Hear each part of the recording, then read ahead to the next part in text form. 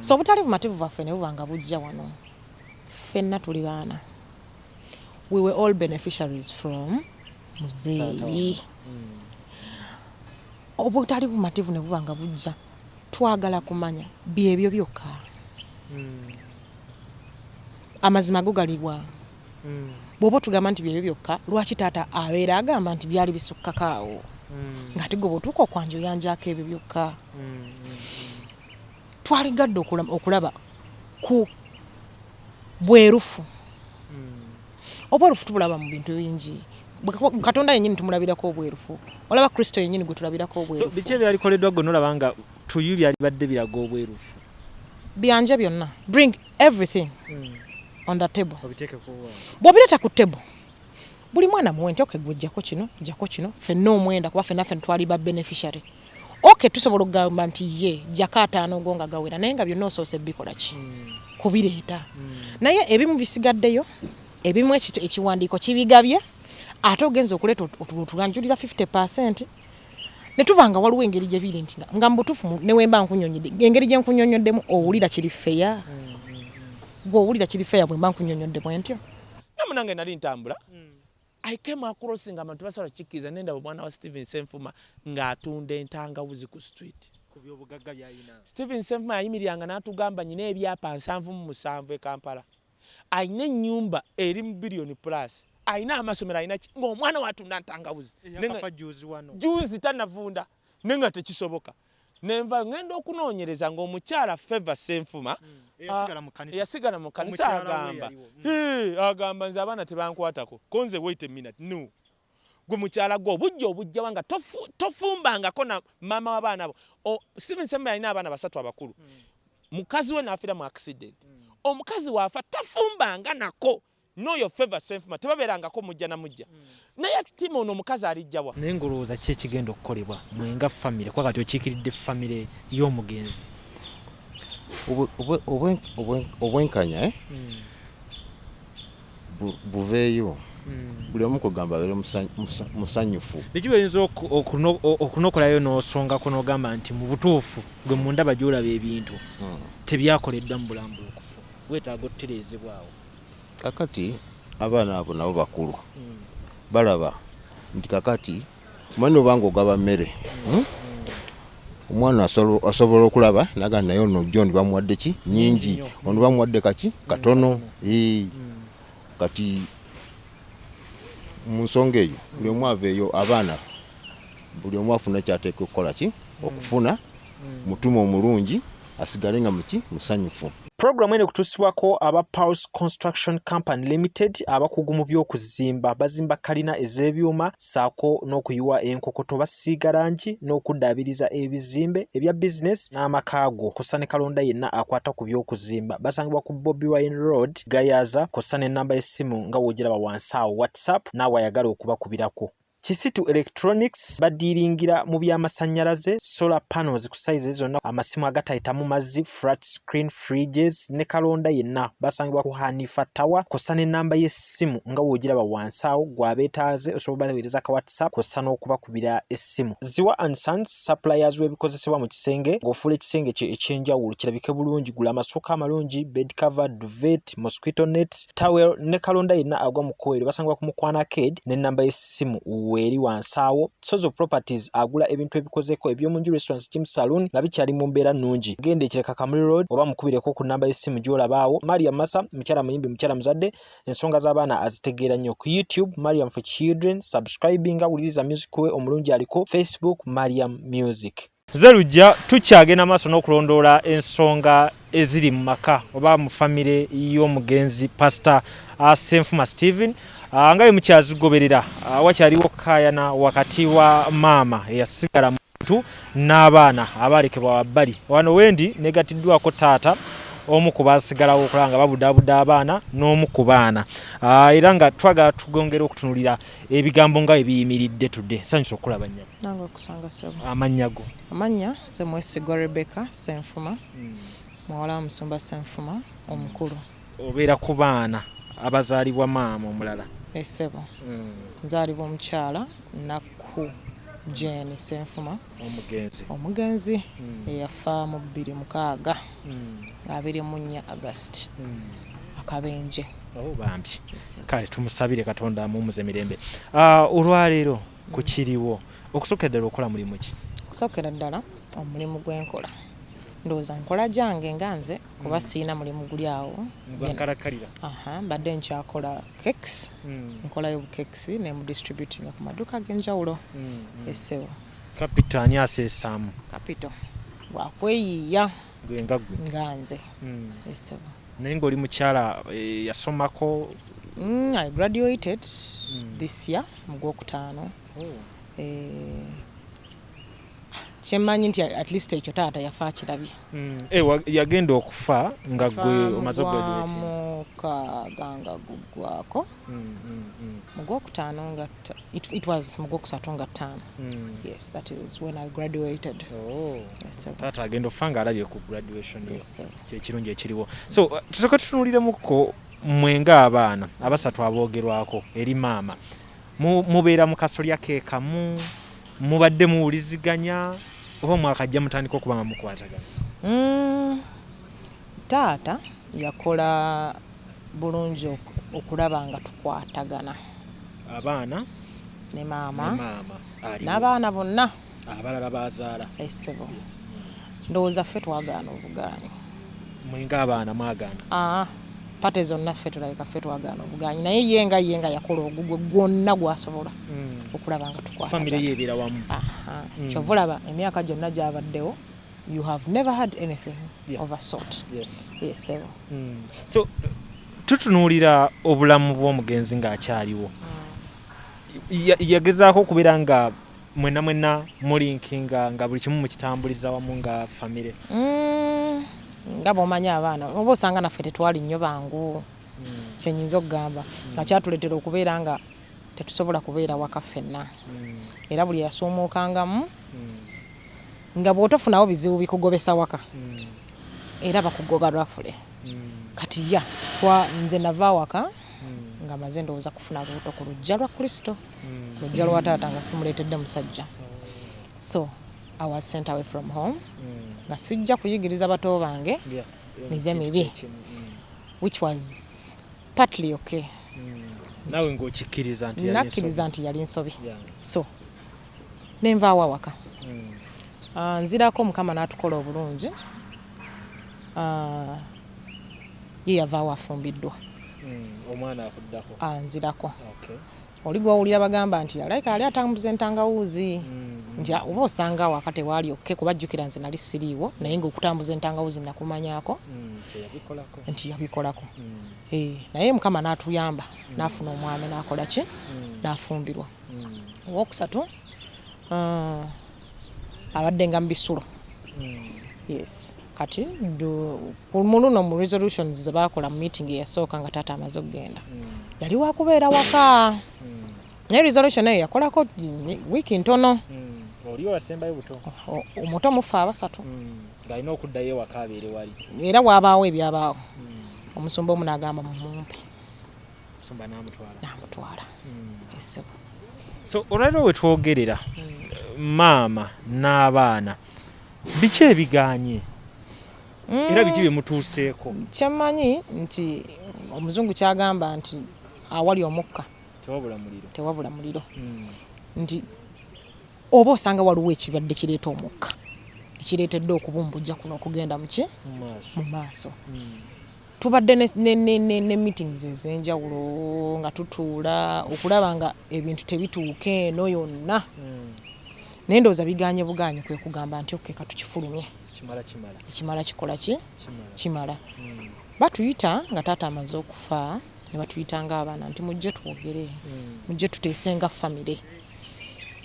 Ne tujja ne twekuŋŋaanya ne tugenda awaka. Omufumbo najja, oli eyali ku ssomero naye najja, nange naye ŋŋenda. Bali abalala bonna tubasangawo awaka. So tutuuka tusangawo looya gwe bayanjula nti yali looya wa taata. Looya oyo yatwanjulira n'atugamba nti taata teyaleka kirwamu olw'ensonga ekiwandiiko ekyasigalawo tekyali signed. Ate mulimu ne sections ezimu ezitaali completed. Yes. Kati naye ne batugamba we can start from there. Ne tulyoka tugenda muki mu maaso tusobola otandika n'ekiwandiiko ekyo kiriwo ne tukkiriziganya nakyo ne tulyoka tugenda muki mu maaso n'ebirala. Naye jjukira tutandikidde mu bintu bya kuteesaganya nga famire era ne tugamba bwe kubanga kuteesa tugende mu maaso. Meetings ejaza joyinga ne tugamba omanyi ebintu by'amateeka tulinga abatabitegeera nnyo ffe abasatu ne tusaba tufuneyo omuntu ayinza okuyingira ne bamukkiriza najja naye bw'ayingira jjajja nga bijja bigenda mu maaso nga ajja agezaako okuwa ku mageza here and there okudirectinga ffe tuleme ku escalatinga kulaba nga waliwo ebitali bwenkanya oba n'eryo kati nga waali okutulungamya mpola mpola. Nze ngenda okulengera nga buli kimu ekigenda mu maaso kitandisa okubeera nga tekiri feya. Gwe ng'omukulu. Nze nganze omukulu. Ne ngamba kanoonyeeyo ku basumba abakolanga ne taata ku UCC Kasubi. Olututunulire nga bana. Waliwo ebitali feya. Balina bye bamaze oleeta akapapula akaleeta ebirala ebitali mu kiwandiiko. Ekyasooka. Olwo ekiwandiiko ekyasooka kikutte amaka kigawadde omusika. Omusika olwo yaani? Exodus Munganze. Ali kumwe ali ku bamaama. Ali ekikulu kiri nti musika kasita abanga mwana wa taata ate nga yamulonda it was okay. So omusika nga atutta amaka gano taata mwafudde nga ge maka galiwo ffe abasatu ne batuwa ewa maama waffe ekyo nakyo nga tetukinaako buzibu. Then shares z'essomero lya Steva Christian High School ne ziwako abaana 5 ku baana bonna 8. Then ezifikkawo ku za taata ne zigabirwa abaana bali abalala taata be yali alabirira. Abataano bafunye? Kitegeeza ku 8 abasatu tebafunye. Abasatu tebafunye. Then ate ezifikkawo ne baziwa abalala. Abatali ba musaayi. Ekyo nakyo netugamba kale oba osanga we shall be compensated somewhere else. So nganga nekwata ekiwandiko kiri nekikwata National Housing balina mu unity ne bagiwa maama. So ekiwandiiko ne kibanga kizingirawo engabano eyasooka. Kati ne baleeta akawandiiko akalaga properties endala ezitaali mu kiwandiiko. Muli n'ebiri ebyapa ebyogerwako. Muli ebyapa naye ebyapa baleetako 2 ne agreements 6. Ebyapa bigambibwa okuba bimeka?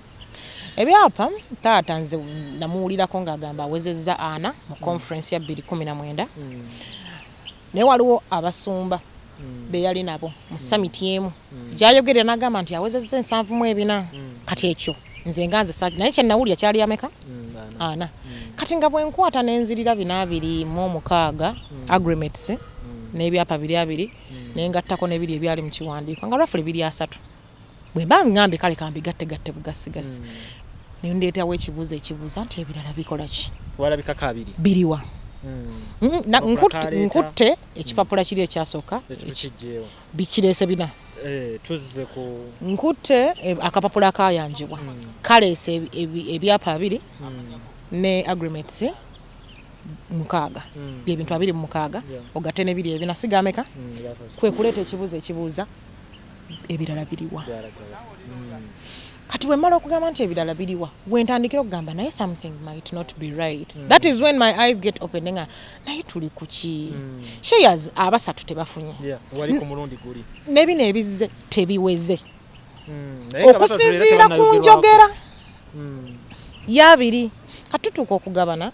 That is when the lawyer tells us nti ebintu engeri gye babigula nga babigula 2 taata ne maama era nga ne ku biwandiiko kuliko bo 2 babadde basaba nti maama alina okuggyako 50% ku buli kibagula.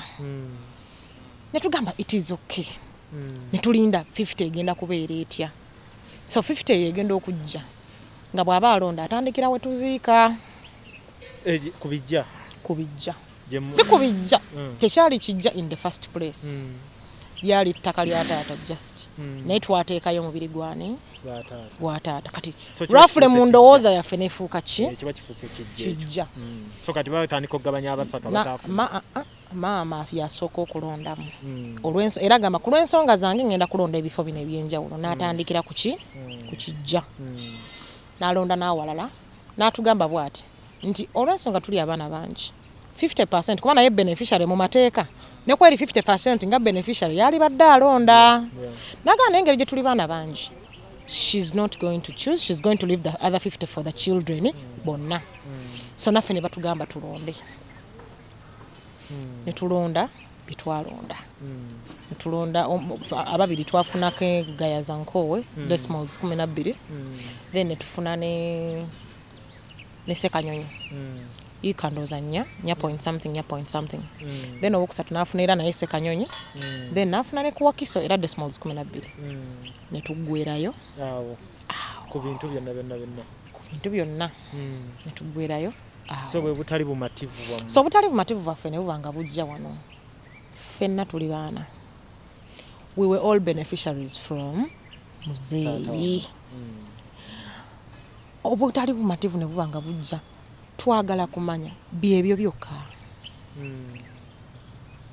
amazima go galiwa bw'oba tugamba nti byebyo byokka lwaki taata abeera agamba nti byali bisukkakaawo ng'ate gwe bw'otuuka okwanjo yanjako ebyo byokka twaligadde okulaba ku bwerufu obwerufu tubulaba mu bintu bingi Katonda yennyini tumulabirako obwerufu olaba Kristo yennyini gwe tulabirako obwerufu so biki ebyalikoleddwa gwe nolaba nga tuyu byalibadde biraga obwerufu byanje byonna bring everything on the table obiteekeko bw'obireeta ku table buli mwana muwente okegwe ojjako kino ffenna omwenda kuba ffenna twali ba beneficiary tusobola okugamba nti ye jjako 5 go nga gawera naye nga byonna osoose bikola ki kubireeta naye ebimu bisigaddeyo ebimu ekiwandiiko kibigabye ate ogenza okuleeta otuganjulira 50% ne tubanga waliwo engeri gye biri nti nga mbutuufu ne wemba nkunyonyodde engeri gye nkunyonyoddemu owulira kiri feya gwe owulira kiri feya bwe mba nkunyonyodde bwentyo so mubadde ne meeting eyasooka mu mbeera yakwemulugunya oba yali mwakoma ku yakugabana? It was peaceful. The first 4 months emyezi egyo n'egyasooka tubadde nga tutufuna nga mubamu omwezi ogumu twafunangamu meetings nga 2 oba olumu emu olumu nga yakusabirako wamu nga family okitegeera nga bwe tulinda process letters of administration kati eyo bwe tugifuna bw'amala ozifuna that is when waleeta kali akapapula akayanja ebintu 26 by'ebyapa 2 ne agreements 6 that is when she brings in those ate okwolwo nga amaze okufuna letters of administration lwatwanjiza the 50% rule nti okay the survivor takes it what all naye nga tata waffe yayogeranga bwati ebintu bibye mukyala we n'abaana be kati bwe kibanga taata yonna gyali yalinga akolerera ffenna omwenda nga waliwo engeri eri nti sayidi emu ewulikikanga eri mu coverruling endala taata yonna gyali musanyufu kukigenda mu maaso kukigenda mu maaso oyinza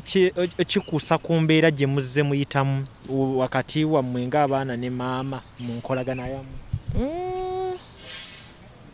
ebyo ebyenkolagana nga bw'omanyi nyinza obutaagala byesibako nnyo kubanga eri enkolagana yali nkolagana n'ebino babiyita bintu kati bwe tutandika okukwata ebintu n'enkolagana tubijajinge tulabiraawo ndaba nga nze kunze bwekubanga kukola bwerufu na bwenkanya enkolagana eyingiriramu kubanga wali oba ogamba bugambi bonna baana nti ye bwe baba nga bonna baana bonna bafune kike kyenkanya kubanga naye amateeka gagamba omusika atusingako kitya gumu just by 1%.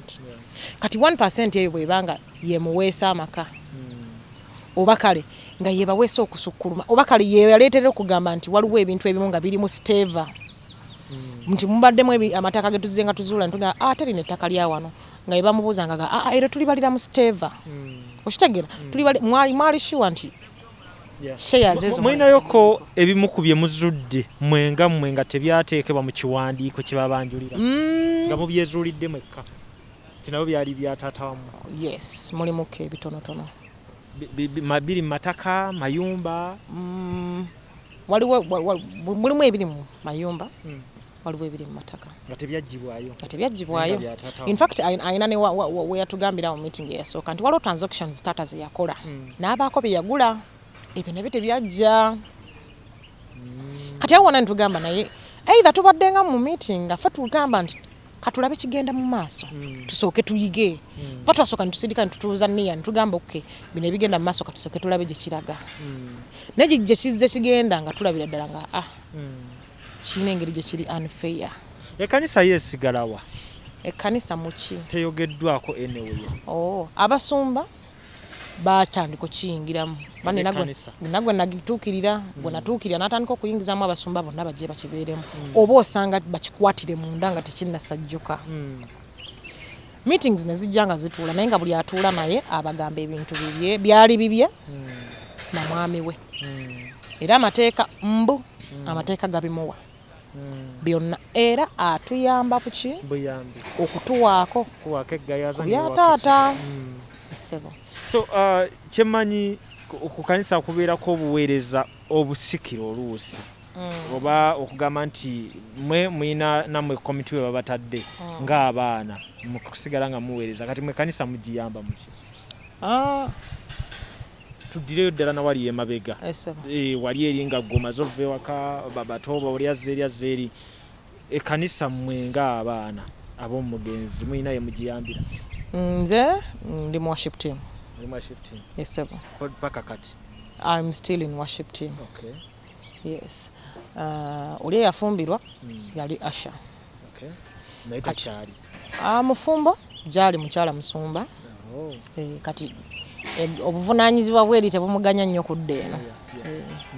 Kitegeeza wakati mu mbeera okyaweereza mu kkanisa ne maama akyaweereza. Yes, sir. So wetutulira ekkanisa bitwaliramu ne rediyo Innerman. Ate teyogerwako mu bintu birina kufunamu omuntu atutte kiki? Twabirekera kkanisa kusalawo. Ekyaki n'ebigikwatako byo bya kkanisa. Bu kyonna ky'owulirako Innerman Ministries eyo kyaki erina kukisalawo. Bwe kuba nga kuliko omutemwa nga gwina kuva ku kyaki gudde mu famire ya musumba Senfuma ebyo kyaki bye bikikatakako. Ffe tetulina maanyi geesimba mu kkanisa kugamba nti something is supposed to be done by the church. It is the church to decide. Yes. Era yo ne mbirowoozaako gabanyibwa teriimu. Ffe eyo ku kyaki tukyalinze kyaki yeneesalawo ekiddako. Ku biina okuva mu yo. Singa ejjanga yagabanibwa buli omu n'afuna taata eyali abuulira gwe nali ntuula wansi w'ebigere bye ng'abuulira. Yatugambanga ekkanisa si yaffe. Ng'ategeeza nze n'abandi. N'abaana. Ekkanisa y'abantu. Na Katonda. Kati byonna bwe tuba twogera ku kyonna kye twogerako nze situnuulira bintu biva ku church. Ntunuulira bintu bya taata nga taata nze Rebecca ku lw'abato bange bonna 8 tetutunuulidda bya church. It is the church to decide. Bwe waba nga waliwo omutemu ogubadde gugenda mu famire yo yeyina okusalawo nti mutemu aki nabagenda gufuga baana batya bonna 8 bonna 9 bagufunamu batya nti maama afuna nti je bamulekwa bonna bafuna nti je. Mu kunoonya obwenkanya nga sinayogerako na taata ku nsonga za famire weyimiridde ku nsonga zino kiki oyagala gwe muli kyolabanga yo kiba kikoleddwa bwe bwenkanya bw'onoonya? Noonya ekintu ekitugatta ffenna ng'abaana kubanga mu byonna ebyakagenda mu maaso tewali kigatta abaana bonna 8. Amaka bwe gabanga ga musika nga we tuziika wa maama waleseewo ki ekigenda otugatta ffenna? Amaka ga musika maama azaala omusika yatutte kijja olumusi. Kati awo ne kibanga tewali kintu kitugatta ffenna. Number 2, bw'oba owuliriza byonna ebigenda mu maaso nga shares ziriko sayidi gye ziri roughly mulinga abagamba nti already waliwo oluwonko olulaga nti sayidi emu eri more than the other. Okitegeera nti yes bwe bibanga ebintu kale katugambe biri 4 we are 8 people. Okay 9 bwe bibanga biri 4 roughly buli omu abatafunanga ebintu 3 point something kan tusobola okufuna obwenkanya nga musana nga abantu bonna bategedde. Can you get some other pastors to help you out okubigaba kubanga oyinza okubanga ne wana abigabanga bya mirembe nga fe tuyinza obutakiwulira nti abigabi olw'ensonga already for now atulaze nti tayagala kukola ki asobola okubikola mu musana ne wabawo abamuyulira ne bagamba naye bannange leero akoze ku maki kubanga buli awulira ekintu kino ava wagamba naye bannaye tuli ku ki okitegeera kati nze nga kyensaba kitono bonna bali mikwano gya taata wange abasumba ab'enjawulo taata yali atula ku pastoral council etwala eggwanga lyaffe lino abasumba mmwe bambi mbeegayirira mujje muyingire mu nsonga za mukwano gwammwe yenna akyalina omutima ogulumirirwa Senfuma bambi jangu oyingire mu nsonga zino kubanga ffe ng'abaana tewali kisigaddewo kigenda tugatta ng'aba Senfuma ffenna awamu kati nze nga mukulu waabwe awo kyekisinga okunnumya omutwe what is there to keep us together tuli mu kugabana twawule lumu oba tunoonya ngeri gye tugenda kukwatagana nga famire ffenna wamu kuba mwetaaga okugenda mu maaso ebintu byonna bijje bireete mu musana bigabe mu musana tujja kuwulira nga ya awo tufunye obwenkanya ng'ekintu okikoze mu musana weewaawo. Okay, so nsonga za famire y'omugenzi Pastor Senfuma Stephen, nsonga y'abaana abakiikiridde bulungi nnyo wano wennyini ku nsonga ya famire weeyimiridde njagala taate yasigala naawe obeereko by'otugamba mukyalawo abaana ndowooza omanye ekiriwo ku ground nsanyusa okulaba amanya nze Sendio wa Samuel muganda wa Stephen Senfuma kumwogerako bo wasigalawo mbataata waliwo ne bataata abalala ensonga ziriwo mu nnyumba y'omugenzi muzigoberera bulungi manya ensonga zo Senfuma alinga ayogera nti ebintu bye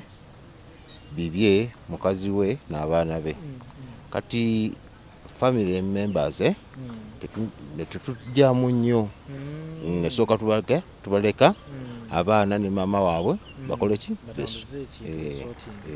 so wezituuse olwaleero mwenga famire muyina engeri gye mubadde muziyingiddemukko nga mutandise zifunzafunza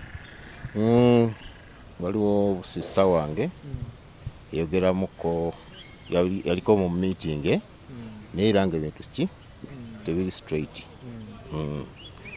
kati nze leero muwala wange oyo naŋŋamba muzeeyi jaki jangu omperekereko ku nsonga zaffe nga bwe zibaddewo ekujja naye ngolowooza ki ekigenda okukolebwa mwenga famire kwa kati okiikiridde famire y'omugenzi obwenkanya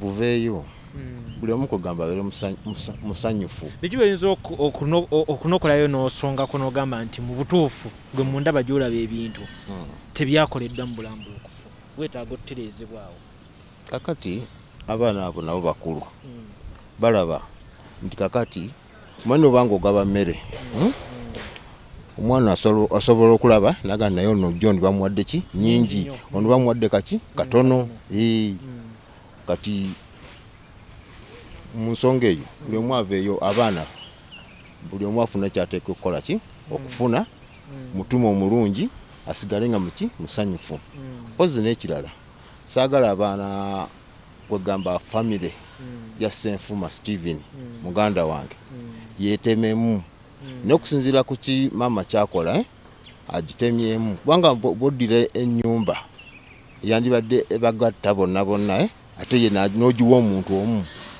n'oteekawo neteeka nti kakati abaana abalala temujja kujja kubeera wano naye jangu okyale ogende ku nnyumba ya Senfuma kiraga ki obanga agamba ti Senfuma teyalina na nnyumba kubanga omwana wo alina okujja ewuwo abaana ba Senfuma bonna balina okujja ewa Senfuma batuule oba bayagala kubeerawo abeerewo kubanga ennyumba ya Senfuma nene n'abantu ekikumi bayinza okubeeramu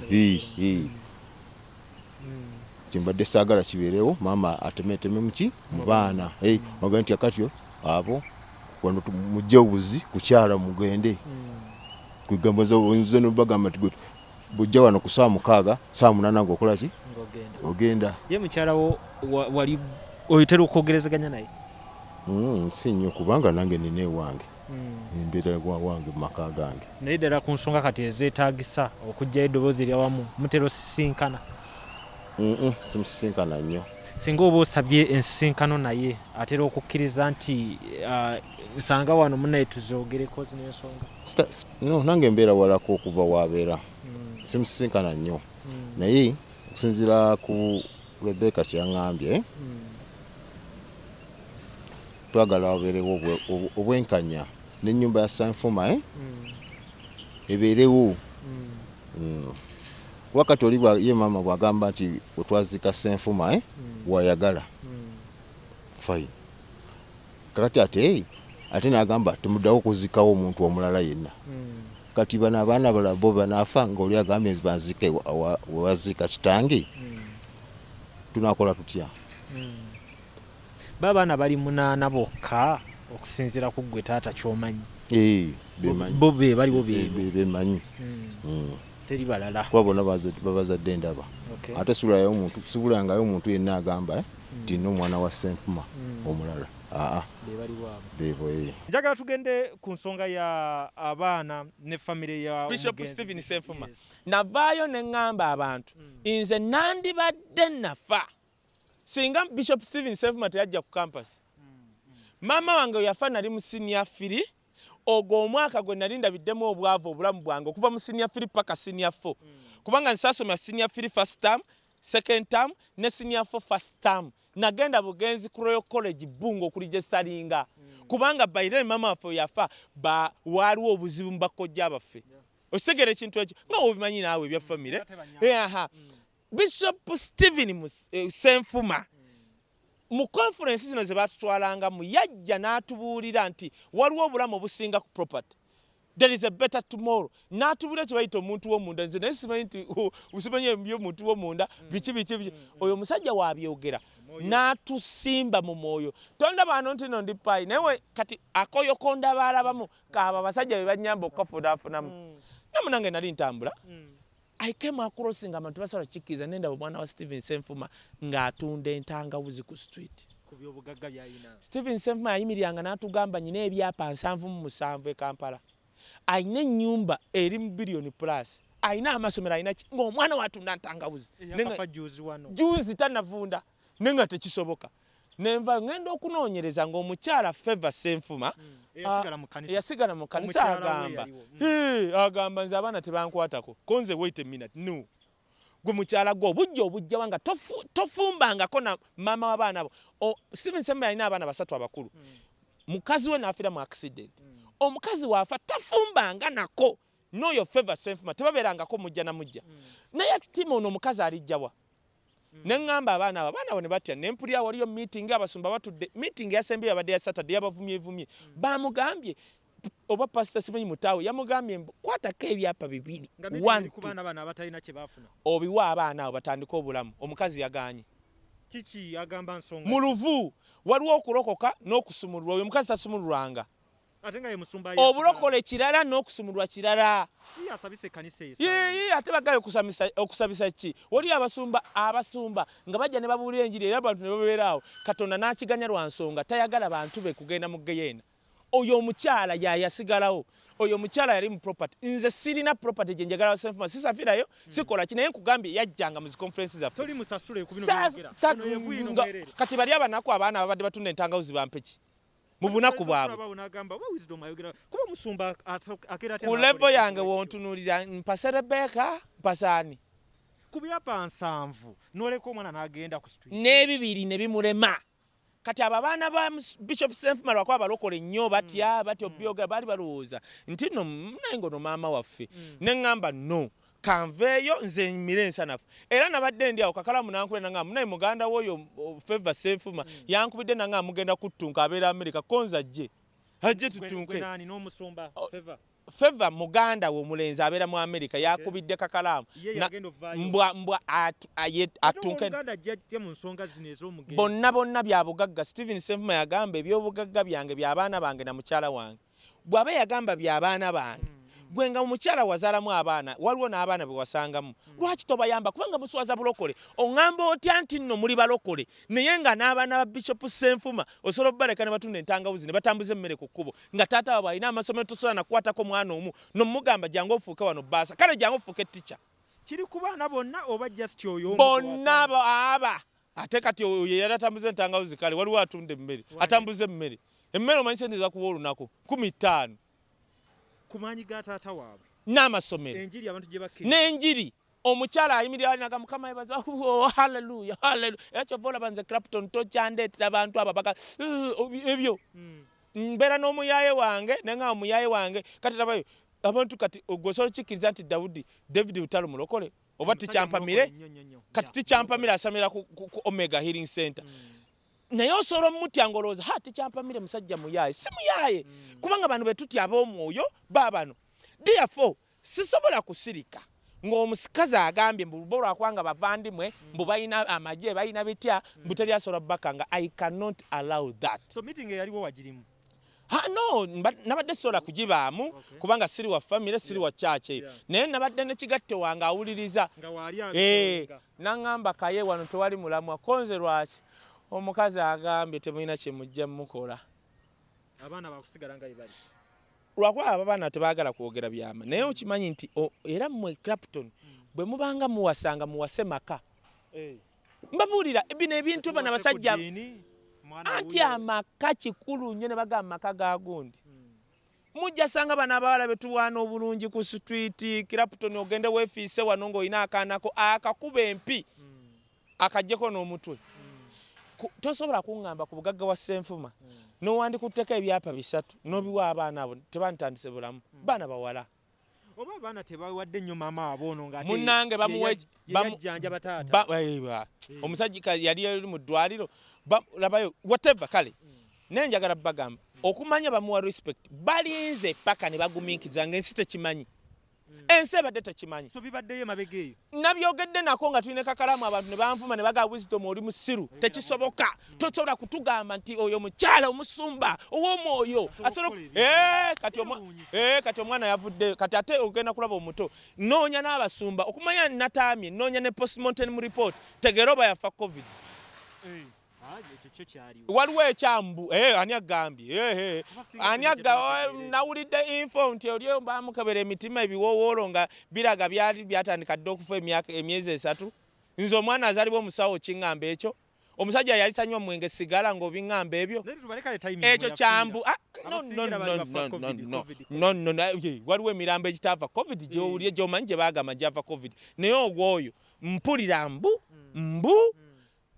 ebibumba bye n'ebiwowoolo bye bitya biraga nti byali byatandika dde okuwomogoka emyezi egisukka 3 that is it kati nginoonya Clapton bajja bawa obutwa mmwe baana mmwe Clapton mwegendereza abakazi bemuwasa oli ajja kujja nti musiraamu nnyo bitya nnyo biti nnyo ajja kunyigira obwana bwo wazaala nga tonnamufuna nayise n'okuyiganza kati nama nkyali mulamu era nze kati wano name nyina omwana wange bamita green nenfiira wano ebintu byange bya mwana wange omuntu yenna agamba nti nayina omwana wange gwalina okugjako DNA kubanga namugjako dda DNA oba agenda wa Dr. Rubega Kaye nga sinayogerako na omu ku baana ne family ki ekigenda okukolebwa mu nsonga zino ekiriwo kiri nti nkowoola abasumba nkowoola Bishop Rwere nkowoola baposo mitala buli musumba yenna na buli muntu yenna ali mu nsi yonna nga Bishop Stephen Senfuma yali akuyambyeko mu mutima gwo nga yali akozemu omulimu vayo muyambe abaana ba Stephen Senfuma osobola kale omukazi nga wagamba ali muvandimwe simanyi akuumibwa b'amagye asobola obutabawa nemmwe muyambe abaana be si wisdom kubanga ffe abasumba abamu batukozemu omulimu Stephen Senfuma nkowoola Pastor Kayuwa Dr. Serwadda nze kyekinnuma abaana abo baleme kudda ku street otherwise temujja tubuulira njiri etegereka nga mwe muli comfortable mu makanisa gammwe ng'omu ku basumba bammwe eyaleka wali eby'obugagga waliwo omukyala agobya abaana abo abawala ekituuse mu maka g'aba pastor nja kuwa kati kankubuulira ekintu kankuwe preamble buli musumba yenna awasizza omukazi owookubiri ali ku maggwa nja kubuulira stories ezimu buli musumba yenna abalomu ate kati bagala kuleeta buli musumba Clapton katumalize Senfuma nja kuwa waliwo omulala abala gomanyi nti waliwo abasumba abasola mu motoka nga bakola ki nga tebalina waka abasumba abasinga mpulira abasinga abawasa omukazi owookubiri bali kutebuuke kyovola banyina gwenda buloono ali bwati mami akaaba amaziga kaaba anti kati abasumba baffe bali myaka 4+ balowooza bawasa abakazi mulembe guno nti be bali abakazi be bawasa bano abakazi asobola n'okujja n'akuzalamu abaana 10 naye ng'abalala olifa tetugenda kuba nga tusukkawo tubasabira bisinga okusaba kwokubadde nti obwenkanya n'obwerufu. Obwenkanya n'obwerufu.